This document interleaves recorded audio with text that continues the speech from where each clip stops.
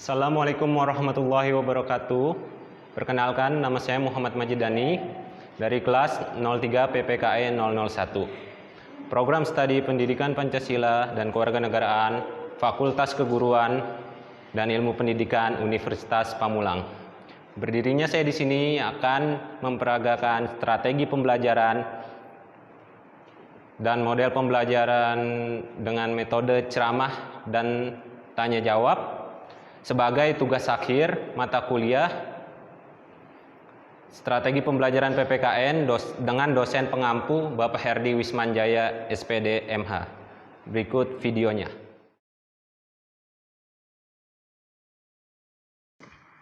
Assalamualaikum anak-anak.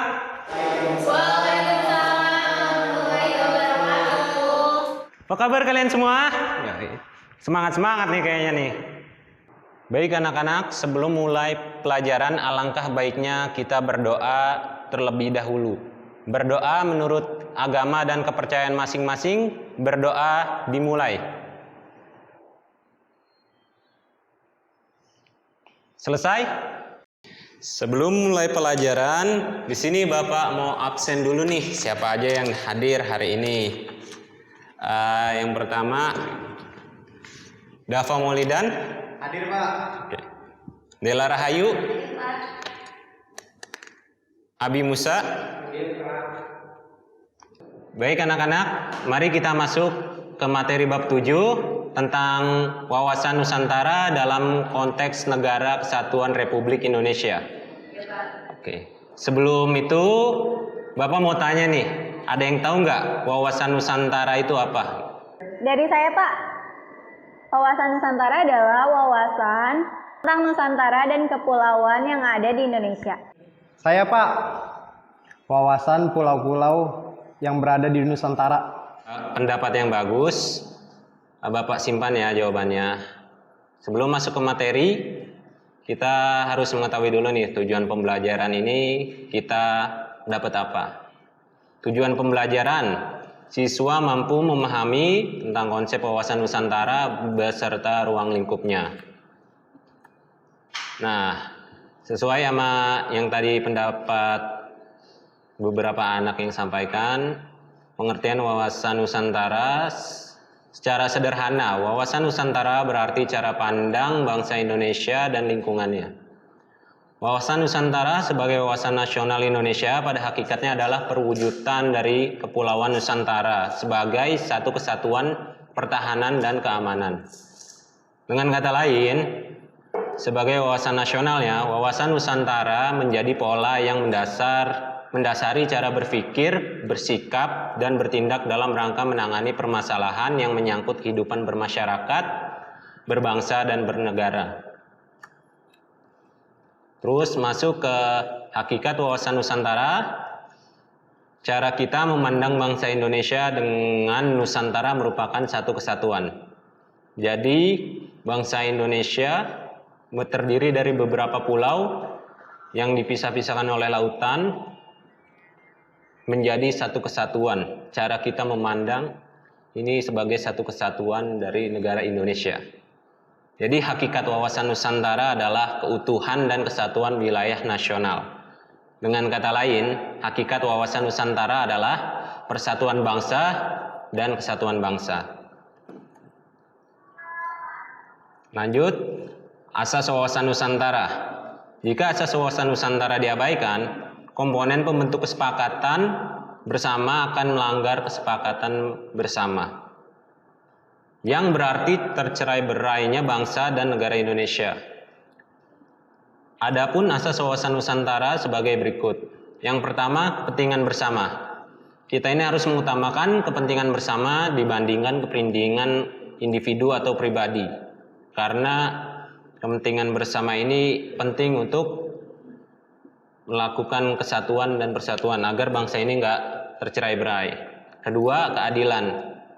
Asas keadilan ini asas yang tidak kenal orang siapapun. Maksudnya adil dalam segala hal, tidak melihat latar belakangnya apa dan siapa orangnya. Yang ketiga, kejujuran. Kejujuran ini penting karena orang jujur itu sekarang udah susah, tapi orang pintar itu emang banyak. Yang keempat, solidaritas, yaitu kita itu harus bersama-sama menyelesaikan permasalahan yang ada di lingkungan sekolah maupun di lingkungan masyarakat.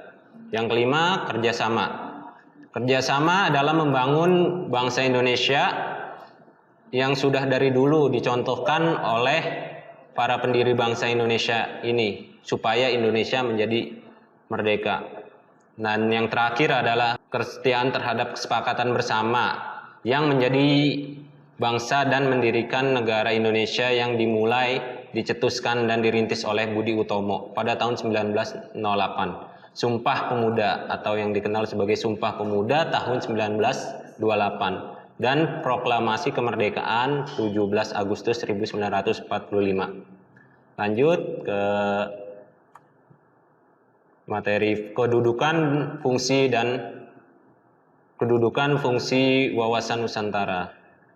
Kedudukan wawasan Nusantara.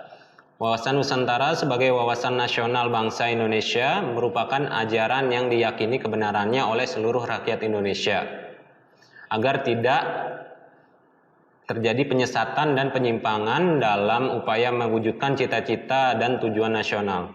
Dengan demikian, wawasan Nusantara menjadi landasan visional dalam penyelenggaraan kehidupan nasional. Oke, lanjut. Fungsi wawasan Nusantara. Wawasan Nusantara berfungsi sebagai pedoman, motivasi, dorongan, serta rambu-rambu dalam menentukan segala kebijaksanaan, keputusan, tindakan, dan perbuatan bagi penyelenggaraan negara di tingkat pusat dan daerah maupun bagi seluruh rakyat Indonesia dalam kehidupan bermasyarakat, berbangsa, dan bernegara. Dan tujuan wawasan Nusantara ini adalah wawasan Nusantara bertujuan mewujudkan nasionalisme yang tinggi di segala aspek kehidupan rakyat Indonesia yang lebih mengutamakan kepentingan nasional daripada kepentingan individu, kelompok, golongan, suku, bangsa, atau daerah lainnya. Kepentingan-kepentingan tersebut tetap dihormati, tetap diakui, dan dipenuhi selama tidak bertentangan dengan kepentingan nasional atau kepentingan masyarakat. Jadi kesimpulannya, bangsa Indonesia adalah orang-orang yang memiliki ragam, asal keturunan, adat, bahasa, dan sejarah, serta sukunya masing-masing. Maka dengan memahami wawasan Nusantara yang berfungsi sebagai pedoman, motivasi, dorongan, dan bertujuan untuk mewujudkan nasionalisme yang tinggi di segala aspek kehidupan rakyat Indonesia yang lebih mengutamakan kepentingan nasional daripada kepentingan individu, kelompok, ataupun daerah. Itu yang kita dapat dari materi yang Bapak sampaikan barusan. Untuk materi wawasan Nusantara kita sudahi sampai sini dulu.